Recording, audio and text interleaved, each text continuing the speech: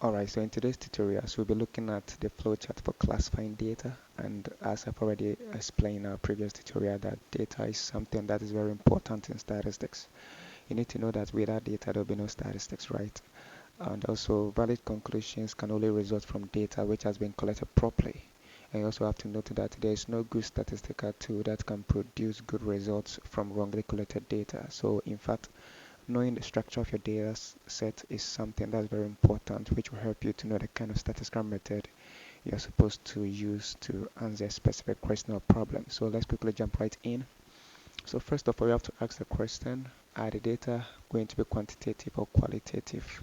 So please, if you haven't watched my previous tutorial on introduction to statistics, I'll urge you to go and watch that before you jump right in this video, because I've explained most of the basic concepts in that video. I've explained what are the types of data, the types of variables, and other basic concepts which will help you to catch up with everything that I'm going to illustrate in this tutorial, right? So I urge you to go and watch that before you jump right into this. So let's continue. So first of all, you have to ask the question, are the data going to be quantitative or qualitative? So if we have qualitative variables, then we'll classify the data as a categorical data. On the other hand, if we have quantitative variables, we have to ask further questions. Are the units similar or dissimilar? That is the unit of measurement for the variables. Are they going to be the same or not, right? So once we have the similar unit of measurement, we classify the data as a regression data.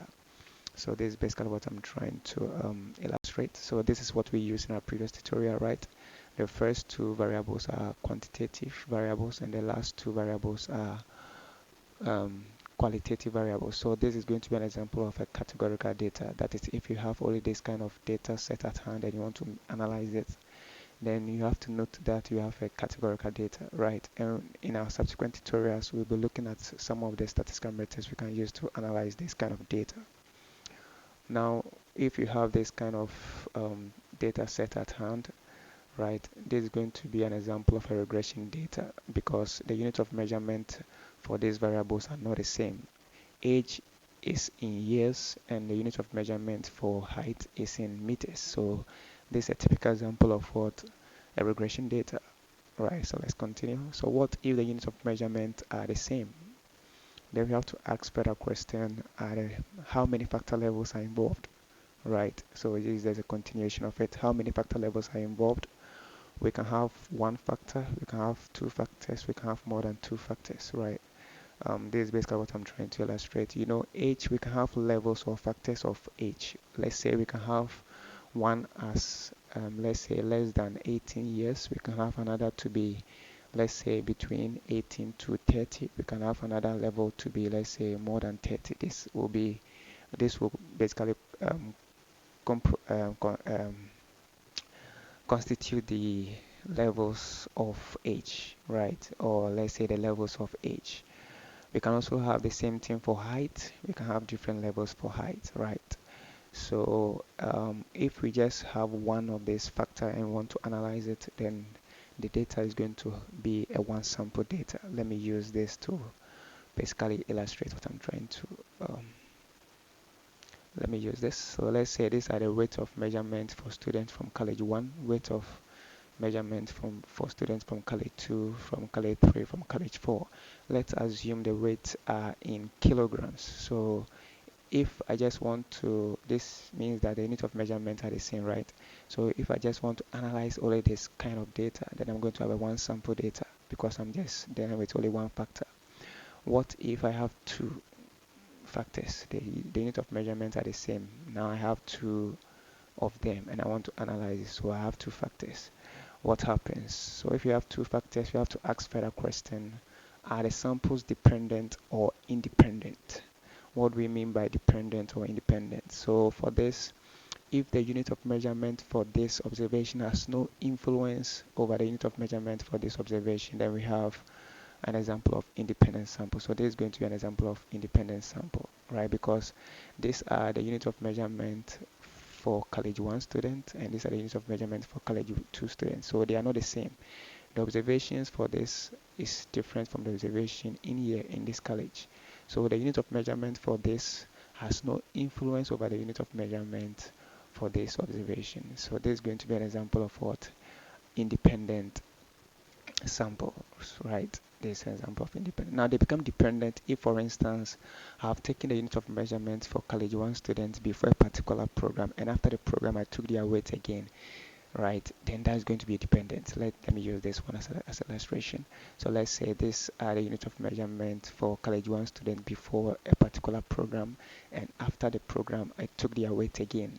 So this is going to be dependent. They are related because I've taken the same observation. I've taken their measurement on two different cases or two different scenarios. So there's going to be an example of what?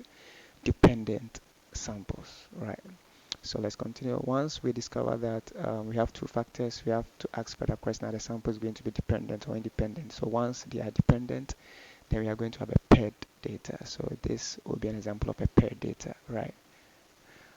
And if they are independent, then we are going to have a two sample data. So this is going to be an example of two independent sample data, two of them, right? And a more better way of structuring this kind of independent samples is to use this format. So this makes it more clearer to distinguish it. So these are the college, right? And these are the observations, and these are their corresponding weights. So this is an observation from college one, and that's a corresponding weight. Another observation from college one, and that's a corresponding weight. This an observation from college two, and that's a corresponding weight, right? So this a better way of structuring the independent sample as compared to this format, right? Now, what if we have more than two factors for the for the same unit of measurement? What happens? Remember, we can have more than two factors. So if you have more than two factors, we have to ask further question: are the samples dependent or independent, right? So it's just a continuation: are the samples dependent or independent? So once they are independent, as I have already explained, we classify the data as a case sample data. So this, if you have an extension of these two sample data, that right, we can have more than two of them. So this is going to be an example of a case sample data or one way and over data, right? And we'll be looking at the statistical methods we can use to analyze this kind of data in our subsequent tutorials, right? So this is an example of a case sample data or one way and over data. Now, what if they are dependent? Then we are going to have a randomized block data. So the extension of the paired data will give us the randomized block data. So I can take another measurement for the same observation, let's say in between a particular program, right? And I can take other measurement as well. So the extension of this will give us the randomized block data. So this basically how to use the flowchart to classify data. In our subsequent tutorials, as I've already mentioned, we'll be looking at some of the statistical methods we can use to analyze this kind of data that we have, right? So, but before that, we also have to check up with exploratory data analysis. I think that will be in our next tutorial, how to explore data. Exploratory data analysis is very, very important. So please, if you find value in this video, don't forget to subscribe if you have not, and also turn on the notification bell to get more updates. Thank you for watching.